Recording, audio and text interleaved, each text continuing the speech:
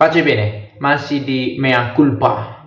Di video ini, tema yang dibawa ialah tumpuan orang Kristen adalah Allah semata.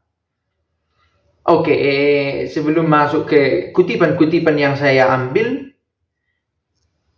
link tentang bacaan kitab suci, terutama untuk Hari Raya Hati Kudus Yesus, bisa ditemukan di deskripsi video ini. Silahkan menonton bila ada waktu dan bila ada keinginan.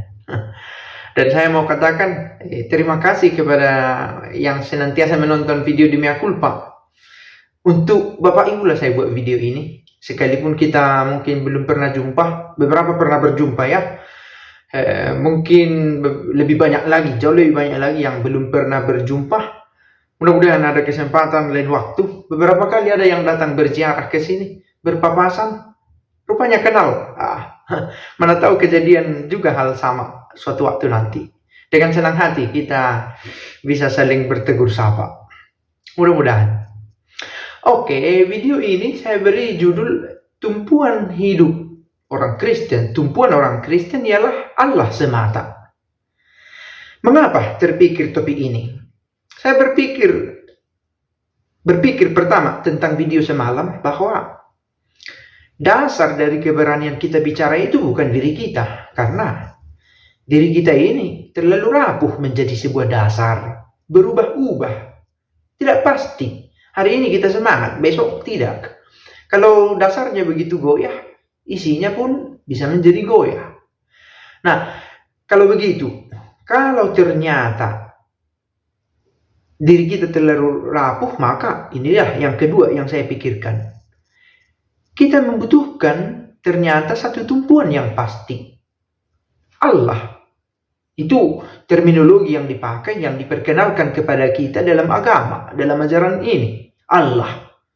Ada kekuatan yang melampaui segala sesuatu. Yang membantu kita melewati hari demi hari hidup ini yang serba tak pasti. Kadang kita yakin, kalau begini terus situasinya stabil sekali.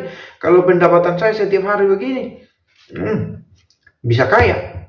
Tahu-tahu besok ada sesuatu yang terjadi yang mengubah konsep kita. Tidak pasti. Kalau gitu apa tumpuannya?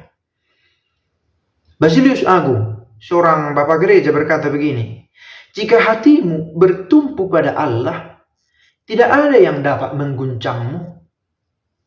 Karena dia adalah dasar yang kokoh dan pangkal kekuatanmu. Maka tak heran kita mencoba falsifikasi ya. Membuat analisa dari sudut pandang yang berbeda. Berarti jangan-jangan mengapa patah semangat saya di tengah jalan? Mengapa tak kokoh dasar hidup saya? Karena bukan Allah yang saya ambil sebagai tumpuannya.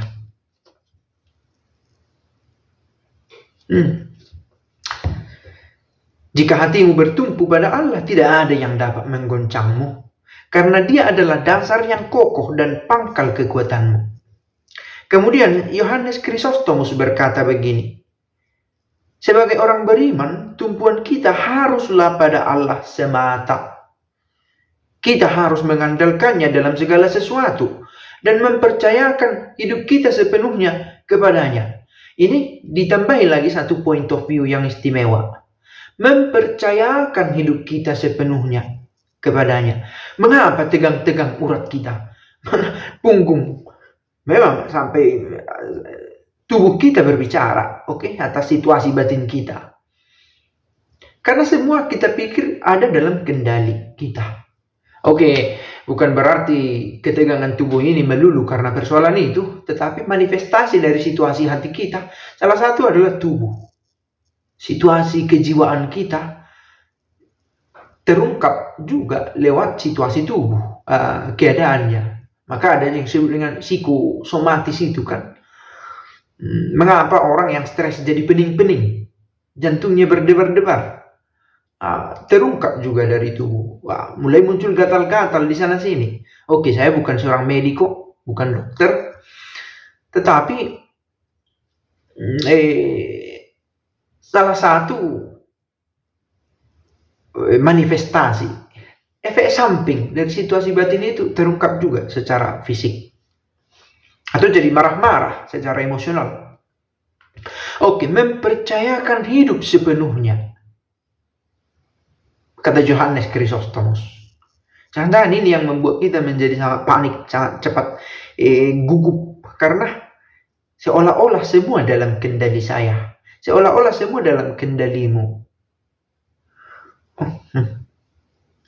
Gregorius dari Nissa berkata begini, hanya dalam Allah kita akan menemukan kepuasan hati. Oh, kemarin tentang kepuasan ini ada seorang teman bercerita. Oh, saya berkata begini, beberapa kali kalau saya bertemu dengan guru, terutama untuk anak-anak, anak guru sekolah minggu, guru SD, SMP, saya katakan, cobalah beritahu kepada anak-anak itu bahwa cita-cita itu bukan menjadi guru, menjadi dokter, pilot. Itu profesi itu. Cita-cita itu kiranya value, nilai. Saya ingin berguna bagi orang-orang yang tua. Contoh, entah kamu menjadi pilot, entah kamu menjadi guru, bahkan entah kamu menjadi, katakanlah, apapun. Oke, tanpa bermaksud memandang lebih rendah satu pekerjaan dari kerja yang lain. Tetapi semua pekerjaan itu menjadi kendaraan untuk value, untuk cita-cita. Saya katakan begitu. Kalau value-mu adalah saya ingin terlibat dalam gereja. Entah kamu jadi pilot. Entah kamu jadi apapun. Value. Lalu teman saya ini berkata, oh oke, ide menarik, pastor. Saya ingat. Tapi harus saya katakan tidak gampang mencari value itu, kata teman ini. Dan ketidakpuasan sering menjadi hambatan juga, katanya. Menarik. Mengapa sampai ke contoh ini? Karena teringat oleh kata-kata Gregorius dari Nissa ini. Hanya dalam Allah kita akan menemukan kepuasan sejati. Bersyukur kepada siapa kita? Kepada Allah. Dan orang yang bersyukurlah yang menemukan titik kepuasannya. Tidak ada, kalau titik itu di luar diri kita, tidak akan pernah kita temukan titik menjadi orang kaya. Tidak, karena selalu akan kurang kalau titiknya di luar diri kita. Si Anu lebih kaya lagi, 3 mobilnya. Setelah 3 mobilmu, si Anu kamu lihat ada 5 mobilnya. Setelah 5 mobilmu, kamu lihat si Anu punya pabrik mobil. So, titiknya tidak di luar. Titik kepuasan itu ada dalam pertemuan dengan Allah. Dalam Allah, kita menemukan kepuasan sejati. Semua yang ada di dunia ini akan mengecewakan. Oke, ini tentu harus kita maknai dalam point of view si penulis, si Gregorius dari Nissa, bapak ini. Konsep berpikir tentang dunia berbeda-beda dari zaman ke zaman. Ada yang demikian positif memandang dunia ini, ada yang terlalu positif jangan-jangan sampai berkata bahwa surga Allah nantilah kita bahagia di dunia ini, itu yang terutama. Toh itu tidak tepat juga karena gereja mengajarkan kita bahwa hidup ini, hidup nanti, kebahagiaan kini, kebahagiaan kekal. Ada dimensi eskatologis, soteriologis dalam ajaran gereja kita. Nah, semua yang ada di dunia ini akan mengecewakan, kata dia, tetapi dia yang abadi. Sebenarnya mau menekankan ini. Dia yang abadi dan sempurna akan memenuhi jiwa kita dengan sukacita yang tak tergoyahkan.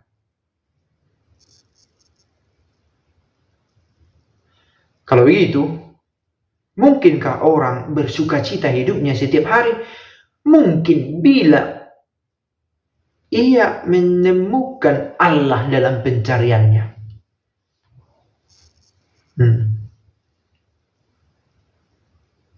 Maka tak heran ketika ada orang meninggal, bawalah penderitaanmu. Bukan hanya meninggal, mengalami kesedihan, begitulah. Karena saudaranya meninggal, karena ada penderitaan, ada kekurangan, ada beban hidup. Persatukanlah semua itu dengan salib Kristus, membawa ke dalam Allah. Dan untuk itulah juga salib Kristus hadir untuk membawa terang Allah bukan hanya dalam situasi sukacita, Sebagaimana para motivator sekarang sering menyuarakan kepada kita, seolah-olah semua bisa diubah pada sukacita, katakanlah kesenangan melulu. Tidak juga. Hidup kita tidak sepositif itu dalam situasi dunia ini. Nah, bahkan tidak selalu dalam keadaan positif ditemukan sukacita bila bertemu dengan Allah, menyatukan hidup kita dengan Kristus sendiri.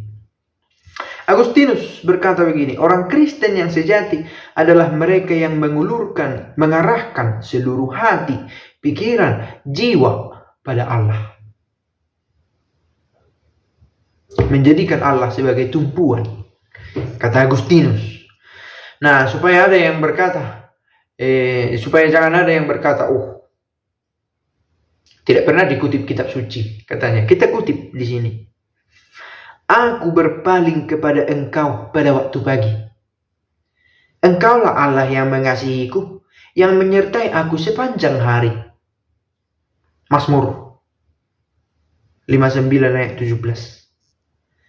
Dari Mazmur juga ada begini, hanya kepada Allah lah jiwaku beristirahat. Mengapa bisa seseorang beristirahat? Tenang dia.